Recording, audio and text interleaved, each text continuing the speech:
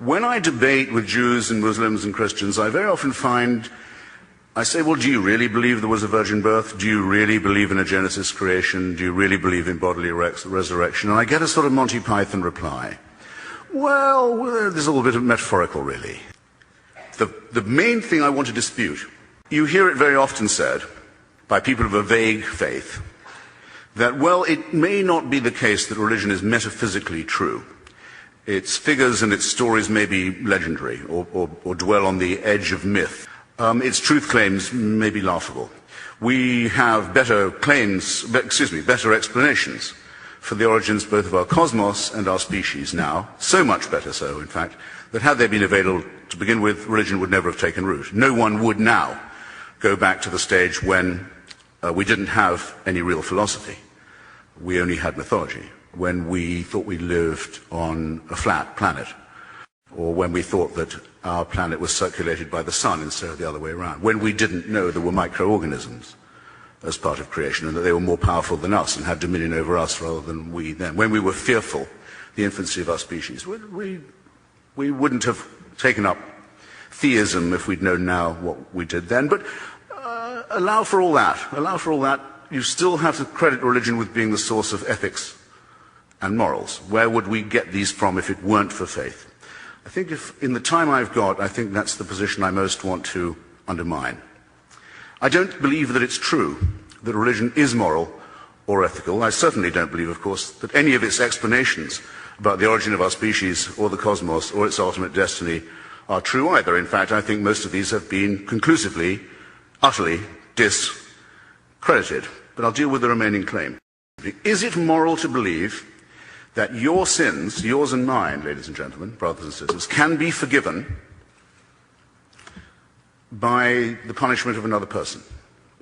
Is it ethical to believe that? I would submit that the doctrine of vicarious redemption by human sacrifice is utterly immoral. I might, if I wished, if I knew any of you, or you were my friends, or even if I didn't know you, but I just loved the idea of you, I could say, look, you're in debt. I've just made a lot of money out of a God-bashing book. I'll pay your debts for you. Maybe you'll pay me back someday, but for now I can get you out of trouble. I could say, if I really loved someone who'd been sentenced to prison, if I could find a way of saying I'd serve your sentence, I'd try and do it. I could do what Sidney Carton does in A Tale of Two Cities. If you like, I'm very unlikely to do this unless you've been incredibly sweet to me. I'll take your place on the scaffold. But I can't take away your responsibilities. I can't forgive what you did. I can't say you didn't do it. I can't make you washed clean. The name for that in primitive Middle Eastern society was scapegoating. You pile the sins of the tribe on a goat, you drive that goat into the desert to die of thirst and hunger, and you think you've taken away the sins of the tribe. A positively immoral doctrine that abolishes the concept of personal responsibility on which all ethics and all morality must depend. It has a further implication. I'm told that I have to have a share in this human sacrifice, even though it took place long before I was born. I had no say in it happening. I wasn't consulted about it. Had I been present, I would have been bound to do my best to stop the public torture and execution of an eccentric preacher.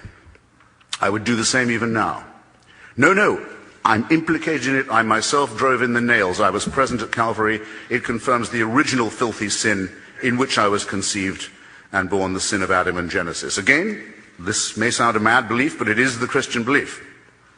Well, it's here that we find something very sinister about monotheism and about religious practice in general. It is incipiently, at least, and I think often explicitly, totalitarian. I have no say in this. I am born under a celestial dictatorship which I could not have had any hand in choosing. I don't put myself under its government. I am told that it can watch me while I sleep.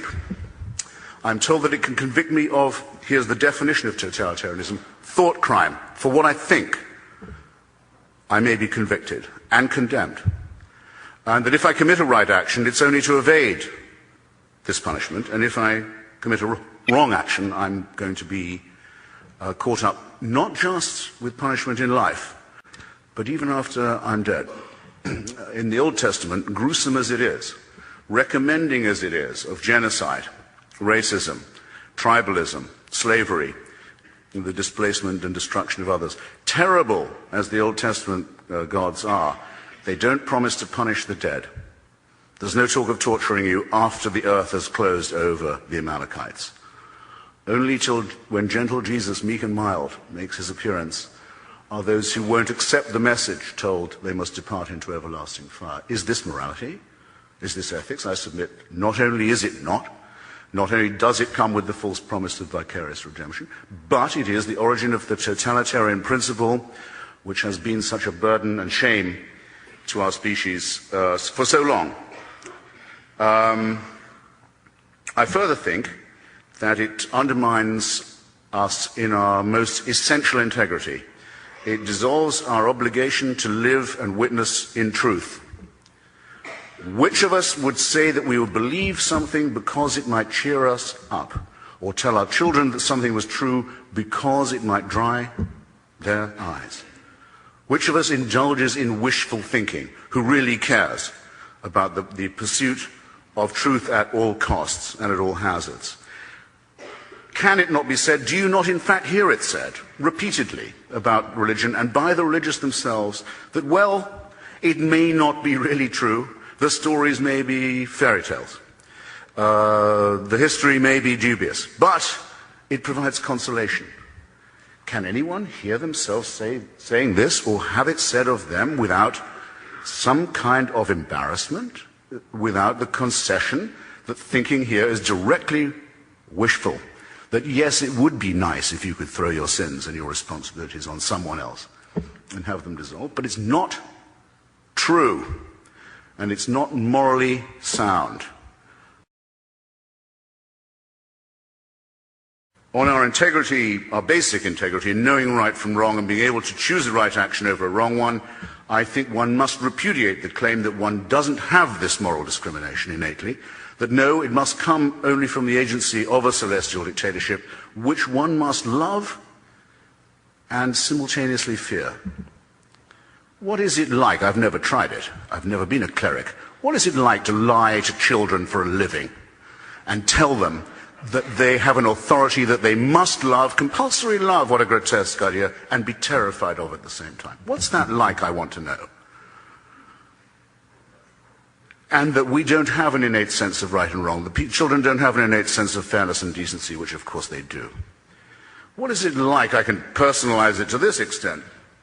My mother's Jewish ancestors are told that until they got to Sinai, they'd been dragging themselves around the desert under the impression that adultery, murder, theft and perjury were all fine.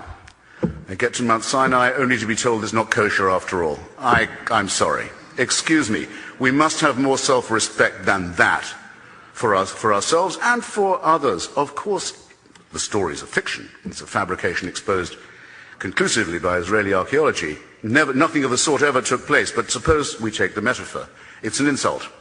It's an insult to us. It's an insult to our deepest integrity. No, if we'd believed that perjury, murder and theft were all right, we wouldn't have got as far as the foot of Mount Sinai or anywhere else.